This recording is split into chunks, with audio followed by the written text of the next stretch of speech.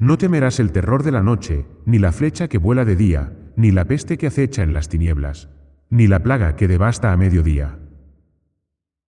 Nos hallamos en la ciudad de Salamanca, en el año de gracia de 1539, bajo el hieratismo de los arcos platerescos del convento de San Esteban. El sol de la meseta castiga con su luz las fachadas, convirtiendo la piedra de Villamayor en un mar de oro viejo, mientras el silencio del claustro custodia la mayor de las batallas. En el interior de estas celdas y aulas de teología, el aire está saturado de un aroma denso, mezcla de cera de candiles, incienso antiguo y el polvo de pergaminos centenarios. El murmullo de los hábitos dominicos al rozar el suelo de piedra, marca el pulso de una España que se atreve a interrogar al mismísimo César. Carlos I, dueño de un imperio donde nunca se pone el sol, aguarda con inquietud la palabra de los teólogos, buscando en la ley una justificación para su dominio sobre cuerpos y almas en las Indias. Sin embargo, en la quietud de este recinto sagrado, la razón escolástica no se doblega ante la púrpura, ni ante la fuerza de las armas de los conquistadores. Francisco de Vitoria, con su voz firme y cargada de siglos de sabiduría, dicta su relectio de Indis ante una audiencia que contiene el aliento. El ambiente es de una gravedad absoluta, pues en estas discusiones no se dirime el destino de un reino, sino la soberanía eterna de la criatura frente al mando del soberano. Se percibe en el rostro de los frailes una integridad granítica, la convicción profunda de que el hombre no es un súbdito por gracia, sino un ser dotado de albedrío por naturaleza. La tensión es casi física entre la autodeificación de un mando que se cree omnipotente, y la ley no escrita que protege la vida y la propiedad del humilde. Bajo las bóvedas nervadas de San Esteban, se está forjando un canon de realidad que proscribe la arbitrariedad, recordando que el poder terrenal es solo un instrumento al servicio del ser. La dignidad humana se respira aquí como un aire puro, un recinto inviolable que la pretensión de mando no puede hollar, pues su jurisdicción termina allí donde comienza el espíritu. No hay espacio en estos claustros para el eufemismo político, ni para las ficciones de una soberanía abstracta que pretenda devorar lo privado. Los doctores de Salamanca comprenden que la libertad física y de conciencia son los fundamentos ontológicos de los que debe beber toda ley positiva. Cada palabra pronunciada en esta aula magna es un muro de contención contra la arrogancia de quienes olvidan su condición de criaturas.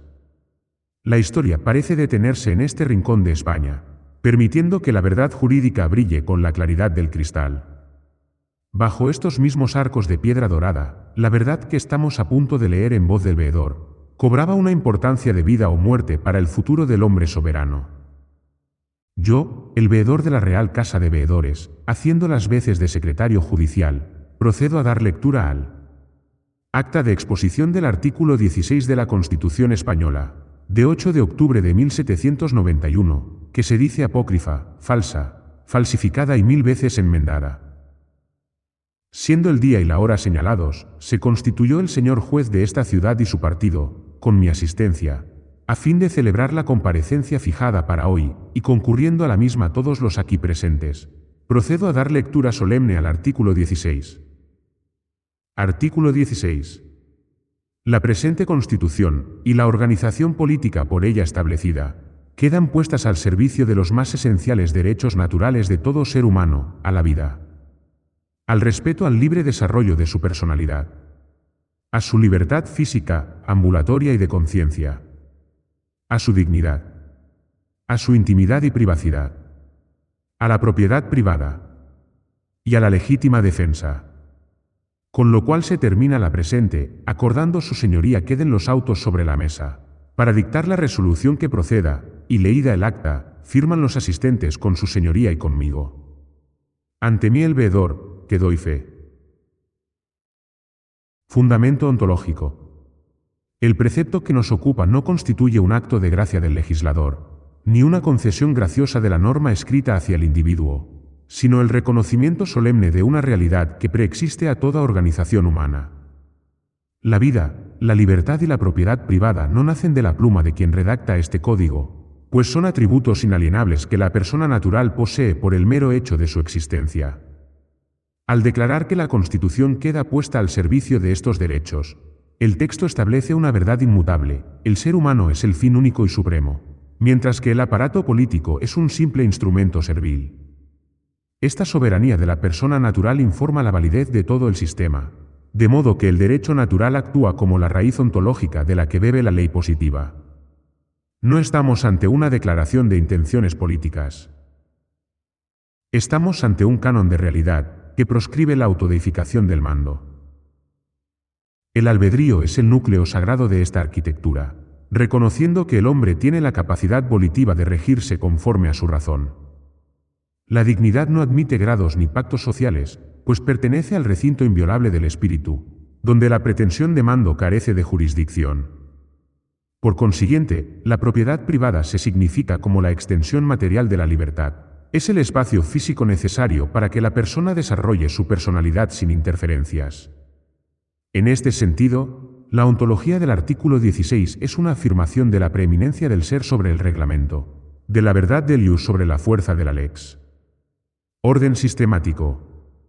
La fidelidad de este artículo hacia su rúbrica superior es absoluta, pues encabeza el capítulo de aquello que rige por encima de la propia Constitución, siguiendo el rito de prelación establecido en la clave de bóveda. Este precepto del libro primero domina y esclaviza a toda norma de organización del libro segundo. Cualquier artículo posterior, como el 148 o el 269, que pretenda definir el funcionamiento de la administración, debe rendir vasallaje a la protección de los derechos esenciales aquí enumerados. La arquitectura del sistema no permite fisuras. Si un engranaje administrativo lesiona la dignidad o la intimidad del hombre, dicho acto nace viciado de nulidad radical y debe ser expulsado del ordenamiento. Al analizar la colisión técnica con el libro segundo, observamos que el artículo 201 impone que estos derechos vinculan a todos los dirigentes sin excepción. El control de legalidad previsto en el artículo 202 no es una facultad discrecional, sino la obligación de verificar que la potestad reglamentaria no ha saltado el muro de los fundamentos. El libro primero es el sol que ilumina la órbita de los servicios públicos, impidiendo que la gestión de lo común se convierta en dueño de lo privado. El choque técnico se resuelve siempre a favor de la unidad superior, pues lo que no nace del derecho natural carece de ánima para obligar a la persona soberana. Esta jerarquía de verdad asegura que la organización sea siempre el siervo y nunca el señor de la nación. Realidad material. En la praxis social, este artículo transforma al operador jurídico en un descubridor de la verdad y no en un ejecutor de mandatos arbitrarios. El juez que aplica el espíritu del artículo 16 debe atender a la realidad del albedrío y a las consecuencias materiales de la norma en la convivencia real. Los incentivos del magistrado quedan alineados con el amparo a la autonomía individual, pues ignorar este canon constituye un acto de prevaricación manifiesta. El hombre soberano, por su parte, no obedece la ley por una mística representación política, sino por el arraigo social de las convenciones que respetan su propia vida y linde. El resultado real de esta dinámica es un orden espontáneo donde la agresión se responde con la legítima defensa. No existe un interés general indeterminado que pueda justificar el sacrificio de la propiedad o la intimidad de las personas físicas identificables. El gestor público sabe que su cargo es de naturaleza privada y que su responsabilidad, por dolo o negligencia, es personalísima e intransferible. La acción humana libre es el motor que crea el derecho en la experiencia viva del pueblo, manifestada en sus acuerdos constantes y su práctica pacífica. Así, la praxis social regida por el artículo 16 asegura que el rito judicial sea un acto de justicia, y no un ejercicio de mera fuerza bruta. Sentido del lenguaje. El lenguaje empleado en este precepto busca la claridad del cristal para desenmascarar las ficciones del mando político. La expresión puesta al servicio no es una metáfora decorativa, sino un mandato de subordinación total de la organización hacia la persona. Se proscribe el uso de eufemismos como interés común o soberanía abstracta, traduciendo tales abstracciones a la cruda realidad de la expoliación legal o la agresión física. Al nombrar los derechos como naturales y esenciales, se indica que su origen es anterior a la voluntad del soberano terrenal y que su contenido no puede ser objeto de transacción ni recorte. La palabra gestión sustituye a la de poder, significando que el administrador solo custodia lo que es copropiedad de los españoles. La intimidad se define como una frontera física que el mando no puede cruzar sin rito judicial motivado, eliminando la ambigüedad de las inspecciones arbitrarias. Llamar a las cosas por su nombre es la mayor garantía de seguridad jurídica, pues impide que el legislador tuerza el significado jurídico etimológico de los términos para tiranizar a sus semejantes. La verdad jurídica brilla en este texto cuando obliga al mando a hincar la rodilla, ante la evidencia de los hechos y la soberanía del albedrío. La sentencia. El artículo 16 constituye la norma de validez suprema y absoluta que anula de pleno derecho cualquier acto de organización que pretenda suplantar la soberanía natural de la persona física. La expropiación arbitraria. Imagina el lector las tierras altas de Castilla, allá por el año de gracia de 1795, donde el sol de justicia castiga los campos de un labrador llamado Pedro de Almazán. Este hombre ha levantado con el sudor de su frente un cercado de piedra, protegiendo con celo el huerto que heredó de sus abuelos y que constituye su único medio de vida. Un buen día, se presenta ante sus lindes un corregidor de la corona, escoltado por peritos y escribanos, portando un bando que ordena el trazado de un camino real. El funcionario, con voz monótona y gélida, comunica que la heredad debe ser partida en dos mitades, pues el interés general de las postas exige una ruta más breve hacia la corte. Pedro de Almazán, recordando los principios que rigen en la taberna del tío Pepe, se planta frente al muro y niega el paso a la autoridad.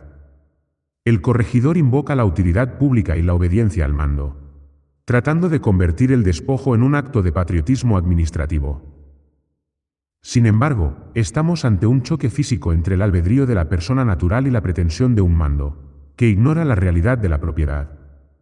Siguiendo la lógica que Frédéric Bastiat plasmó en su obra inmortal, la ley es la organización del derecho natural de legítima defensa. Por tanto, el intento de arrebatar el fruto del trabajo de Pedro no es más que una expoliación legal que carece de ánima normativa. Al aplicar el rito de prelación de la apócrifa Constitución, el artículo 16 domina sobre cualquier norma de organización del libro segundo. El fundamento ontológico establece que la propiedad es la extensión material de la libertad y no un don del Estado. En consecuencia, el veredicto en este hecho es la nulidad radical del bando del corregidor, pues lo inferior no puede sostenerse si contradice al fundamento. La sentencia declara que el cercado de Pedro es un límite infranqueable para el poder, obligando a la administración a buscar otro camino que no vulnere la heredad del hombre soberano. La entrada y registro del domicilio y el secuestro de publicaciones.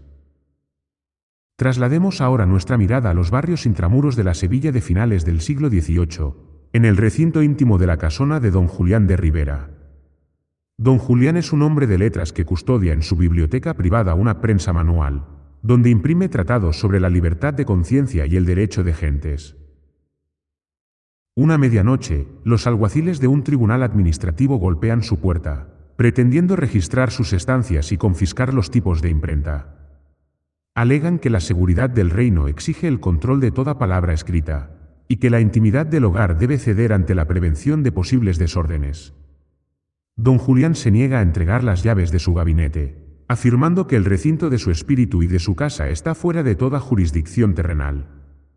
El mando político utiliza aquí el eufemismo del orden social para intentar hollar el santuario interior de la persona, pero como ya advirtiera Sir Thomas More ante sus propios juzgadores, la integridad del alma es un bien precioso que no puede ser objeto de transacción administrativa.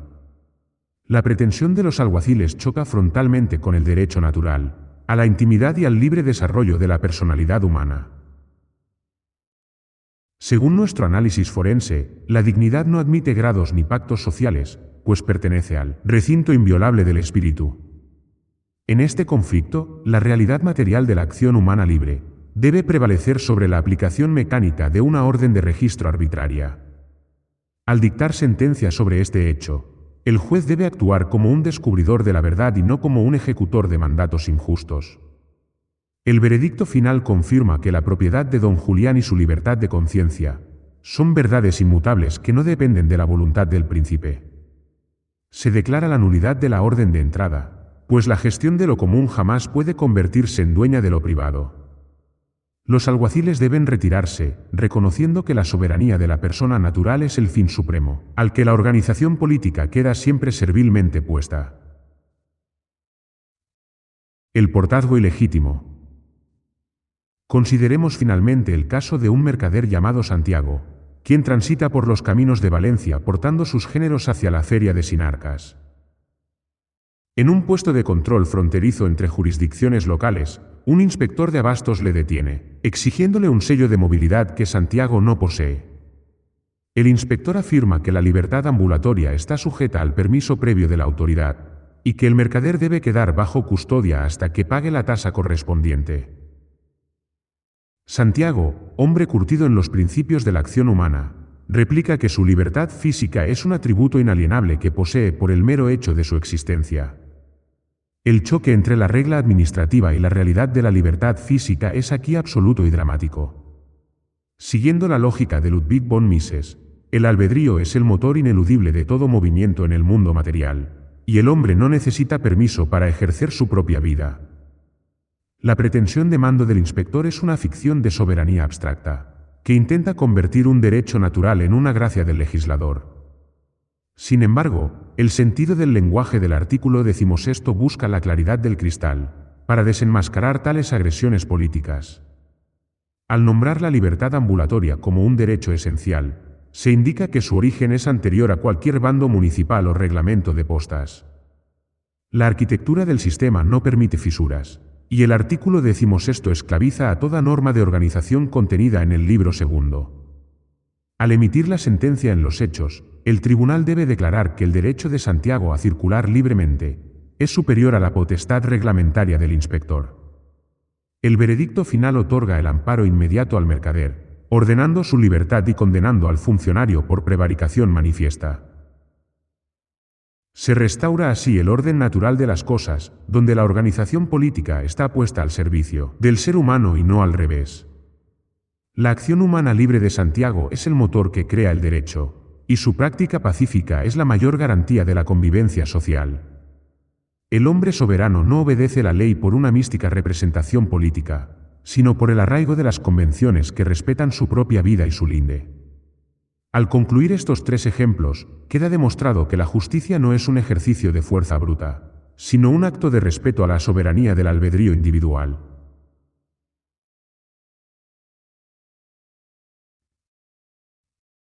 El linaje del artículo 16. Desde los albores de la civilización, cuando la mirada del hombre se alzó por primera vez para interrogar al cosmos, la noción de una justicia que trasciende el decreto humano ha sido el cimiento de toda paz duradera. Esta verdad fundamental, que el análisis previo del artículo 16 ha desnudado con rigor técnico, no es una invención de la pluma contemporánea, sino el eco de una ley no escrita que resuena en la conciencia universal. Marco Tulio Cicerón. Como bellamente expresó Marco Tulio Cicerón en su tratado sobre las leyes, existe una razón recta conforme a la naturaleza humana, difundida entre todos los hombres, constante y eterna, que no puede ser derogada por el Senado ni por el pueblo. La Escuela de Salamanca. Esta misma raíz fue la que nutrieron los maestros de la Escuela de Salamanca, donde figuras de la talla de Francisco de Vitoria y Francisco Suárez defendieron con integridad granítica que el derecho natural es la fuente de toda validez política. Para estos pensadores, el poder terrenal no es el dueño de la criatura, sino un servidor delegado por la propia necesidad de la convivencia social, cuya autoridad cesa en el instante en que vulnera el recinto sagrado de la persona. Santo Tomás de Aquino. La afirmación ontológica de que la vida y la libertad preexisten a toda organización política constituye el núcleo de lo que Santo Tomás de Aquino definió en su Summa Theologiae como la participación de la ley eterna en la criatura racional. Esta participación no es una concesión del soberano, sino un atributo inalienable que emana de la esencia misma del ser humano, dotado de un albedrío que ningún reglamento puede suplantar sin incurrir en la mayor de las injusticias. Juan de Mariana. Al declarar que la Constitución queda puesta al servicio de estos derechos, el texto apócrifo de 1791 no hace sino recoger la antorcha que Juan de Mariana encendió en su defensa del derecho de resistencia contra el tirano. Mariana comprendió que el monarca no es superior a la comunidad de hombres libres, sino que está sujeto a las mismas leyes naturales que rigen el universo, debiendo inclinar la cerviz ante la soberanía del individuo que protege su propia vida y su linde. Frédéric Bastiat. Frédéric Bastiat, en su obra inmortal titulada La Ley, advirtió con claridad profética que el derecho no existe porque los hombres hayan hecho leyes, sino que las leyes existen porque el derecho es una propiedad previa de la vida. El análisis sistemático que hemos realizado confirma esta tesis, demostrando que la arquitectura política solo es legítima cuando actúa como un valladar protector de la propiedad y la conciencia. Friedrich Hayek. Cuando el legislador pretende crear el derecho de la nada, ignorando los fundamentos ontológicos de la especie, incurre en esa fatal arrogancia que Friedrich Hayek denunció en sus estudios sobre el orden espontáneo de la sociedad. Hayek nos recordó que la verdadera ley es un descubrimiento de la razón, y no un mandato de la voluntad, de modo que el juez actúa como un arqueólogo de la justicia, y no como un ejecutor de caprichos administrativos. Ludwig von Mises. En el terreno de la praxis social, donde los hechos dictan su veredicto sobre la validez de las normas, Ludwig von Mises demostró en su tratado sobre la acción humana que el albedrío es el motor ineludible de todo movimiento en el mundo material. La libertad no es un concepto abstracto para la retórica de los salones, sino la condición necesaria para que el hombre pueda desarrollar su personalidad y cumplir sus fines mediante el intercambio pacífico con sus semejantes. Murray Rothbard. Murray Rothbard, en su Ética de la Libertad, elevó este razonamiento hasta su máxima pureza al situar la autopropiedad como el axioma fundamental de la convivencia humana. Según Rothbard, cada persona tiene el dominio absoluto sobre su propio cuerpo y sobre los bienes, que ha transformado mediante su trabajo, constituyendo este perímetro un espacio de jurisdicción privada, donde la pretensión de mando estatal es una agresión física y legítima. Hans Hermann Hoppe. Esta realidad material se manifiesta en la vida cotidiana, como un orden que no requiere de la dirección centralizada de un soberano terrenal, para florecer en armonía. Siguiendo la lógica de Hans Hermann Hoppe, comprendemos que la seguridad jurídica y la paz social solo pueden alcanzarse cuando se respeta la integridad de la propiedad privada, pues esta es la frontera física que permite la coexistencia de voluntades diversas. La deslealtad a esta clave de bóveda, que el análisis semántico ha denunciado como una forma de prevaricación manifiesta, es la semilla de la decadencia de las naciones. Cuando el lenguaje político utiliza eufemismos para ocultar la expoliación, está traicionando el sentido mismo del verbo, el cual fue dado al hombre para declarar la verdad, y no para construir ficciones de soberanía abstracta que justifiquen el despojo del prójimo. Robert Nozick. La historia del pensamiento nos enseña que el intento de deificar al hombre, dotándolo de la capacidad de organizar el caos mediante la coacción legal, es la raíz de todas las tragedias modernas.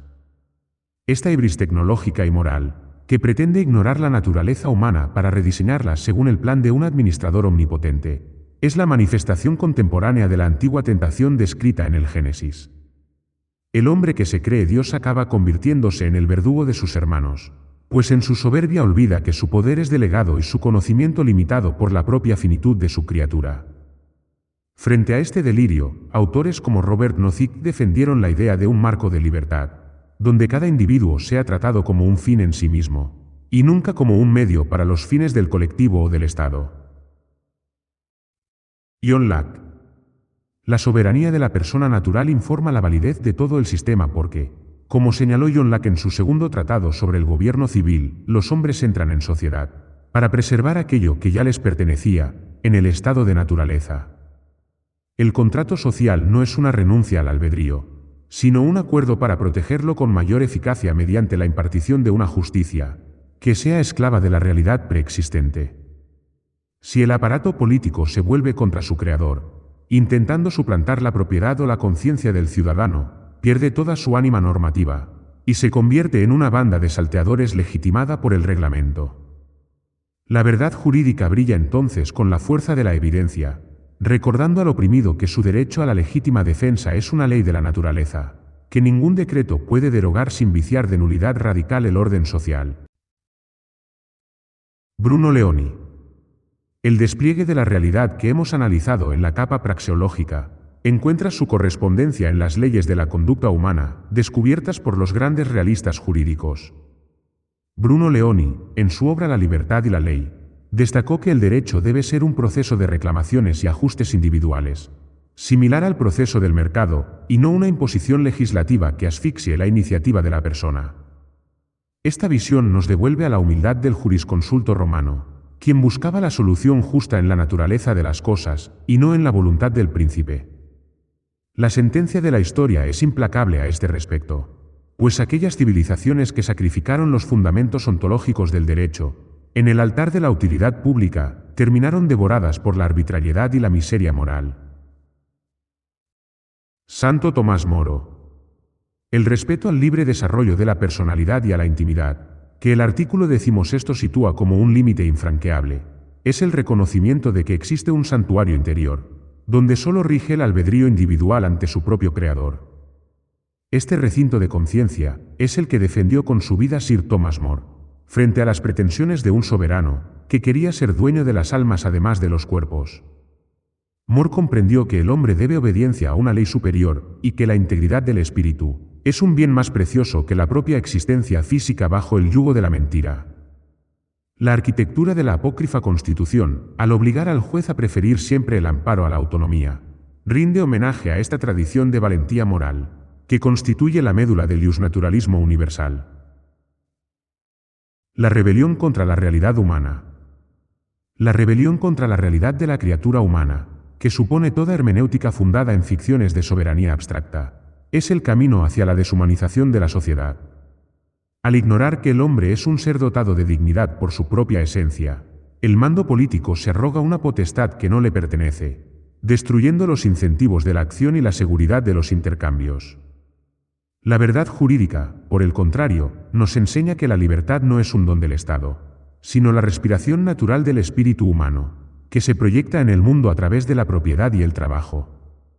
Quien pretenda organizar el orden o el caos de sus semejantes desde la arrogancia del poder, acabará chocando contra el muro de los hechos, pues la naturaleza de las cosas tiene sus propias leyes, que no admiten el fraude ni la suplantación legislativa.